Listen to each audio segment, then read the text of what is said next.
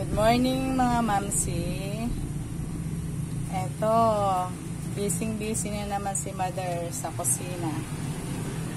Nagluluto po ako ng isda with alubati. Guys, ito yung ulam ko. Pinapakuluan ko lang po yung isdang tinapa. Galunggong to.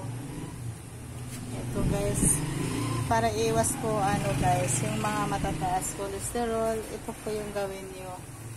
Hindi naman po araw-araw, kailangan din natin ng sabaw na mainit. Ayan. Dito po nag-normal ang aking cholesterol, triglyceride. Ayan. Hindi na po ako nagkagamot. Thanks God. Blessing. Yan po ang ginagawa ko. Yan po yung iba po yung ulam ko guys.